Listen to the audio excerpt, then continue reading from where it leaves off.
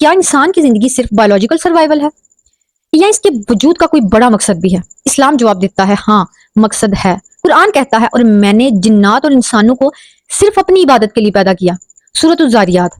عبادت کا مطلب صرف نماز نہیں، اللہ کی بندگی کا مطلب یہ ہے کہ انسان اپنی پوری زندگی اللہ کی ہدایت کے مطابق گزارنے کی پوری کوشش کرے۔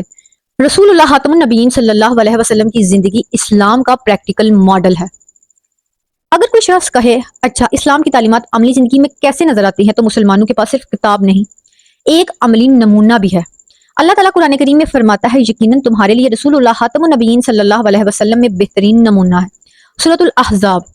رسول اللہ خاتم النبیین صلی اللہ علیہ وسلم عبادت کرتے تھے، لیکن ساتھ ہی گھر والوں کے ساتھ حسن سلوک کرتے تھے، اپنے گھر والوں کے حقوق بھی پورے کرتے تھے، صحابہ کے ساتھ حسن سلوک کا معاملہ کرتے تھے، بچوں سے محبت کرتے، غریبوں کا خیال رکھتے تھے، تجارت اور معاملات میں اخلاق کی تعلیم دیتے تھے، جانوروں کے ساتھ رحم کرتے تھے اور دشمنوں کے ساتھ بھی انصاف کی تعلیم دیتے تھے۔ ہر شعبہ زندگی میں اعلیٰ اخلاق کی عملی مثال تھے، ہیں اور ہمیشہ رہیں گے انشاءاللہ۔ یعنی اسلام مسجد سے نکل کر بازار، گھر، کاروبار، شادی، والدین، بچوں اور معاشرے تک آتا ہے۔ اسلام ہمیں کیا بنانا چاہتا ہے؟ اسلام کا مقصد صرف یہ نہیں کہ آپ کا نام مسلمان ہو، اسلام آپ کے کریکٹر، آپ کی اخلاقی خصوصیات کو تبدیل کرنا چاہتا ہے، درست کرنا چاہتا ہے۔ نبی کریم خاتم النبیین صلی اللہ علیہ وسلم نے فرمایا تم میں بہترین وہ ہے جس کے اخلاق سب سے اچھے ہیں۔ صحیح البخاری۔ تو اگر کوئی شخص بہت عبادت کرتا ہے لیکن جھوٹ بولتا ہے، لوگوں کا حق کھاتا ہے، اپنی بیوی پر ظلم کرتا ہے، والدین کو تکلیف دیتا ہے، بچوں کے ساتھ انصاف نہیں کرتا، تو اسے اپنے دین اور اپنے کردار دونوں کا جائزہ لینا چاہیے، کیونکہ اسلام صرف زبان کا دعویٰ نہیں، اسلام زندگی میں نظر آنا چاہیے، اسلام عمل میں نظر آنا چاہیے۔ اب ایک چیلنج، اگر آپ مسلمان ہیں تو آج خود سے 3 سوال پوچھیں۔ پہلا، کیا میں اللہ سبحانہ و تعالیٰ کی بندگی اور اللہ تعالیٰ کے پیارے نبی محترم حضرت محمد رسول اللہ خاتم النبیین صلی اللہ علیہ وسلم کی پیروکاری کو اپنی زندگی کا مرکز سمجھتا ہوں؟ دوسرا، کیا میرا اخلاق میرے ایمان کی گواہی دیتا ہے؟ تیسرا، اگر میرا بچہ میری پوری زندگی کاپی کرے تو کیا میں چاہوں گا کہ وہ میرے جیسا بنے؟ اور اگر آپ نان مسلم ہیں تو میں آپ سے صرف اتنا کہوں گی، اسلام کو صرف مسلمانوں کے ایکشنز دیکھ کر جج نہ کریں، اصل اسلام کو اس کے بنیادی سورسز سے سمجھنے کی کوشش کریں، قرآن اور رسول اللہ خاتم النبیین صلی اللہ علیہ وسلم کی اتھینٹک سنت اور احادیث۔ سوال کریں، غور کریں، پڑھیں اور پھر فیصلہ کریں، اپنی عقل سے سمجھ کر فیصلہ کریں، کیونکہ حقیقت کو تلاش کرنے والے انسان کو سوال سے ڈرنا نہیں چاہیے۔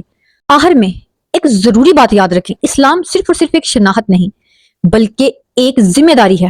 آپ مسلمان ہیں تو آپ کی زندگی کا مقصد ہے، آپ کا وقت قیمتی ہے، آپ کے اعمال کا حساب ہے، آپ کے رشتوں کی ذمہ داری ہے۔ اسلام صرف اور صرف ایک شناخت نہیں بلکہ ایک ذمہ داری ہے۔ اگر آپ دین اسلام میں ہیں تو درست دین اسلام کو پڑھیں، درست مسلمان بنیں، اور اگر آپ درست مسلمان بنتے ہیں تو آپ کی زندگی کا مقصد ہے، آپ کا وقت قیمتی ہے، آپ کے اعمال کا حساب ہے، آپ کے رشتوں کی ذمہ داری ہے۔ اسلام صرف ایک شناخت نہیں بلکہ ایک ذمہ داری ہے۔ اگر آپ قرآن و سنت کی روشنی میں درست دین اسلام کو جانتے ہیں، اس پر عمل کرتے ہیں، تو آپ مسلمان ہیں۔ مسلمان ہیں تو آپ کی زندگی کا کوئی مقصد ہے، آپ کا وقت قیمتی ہے، آپ کے اعمال کا حساب ہے، آپ کے رشتوں کی ذمہ داری ہے، آپ کے مال کا حساب ہے، آپ کی زبان کا حساب ہے، آپ کے دل کا بھی حساب ہے، لیکن اس کے ساتھ امید بھی ہے، اس کے ساتھ یقین بھی ہے۔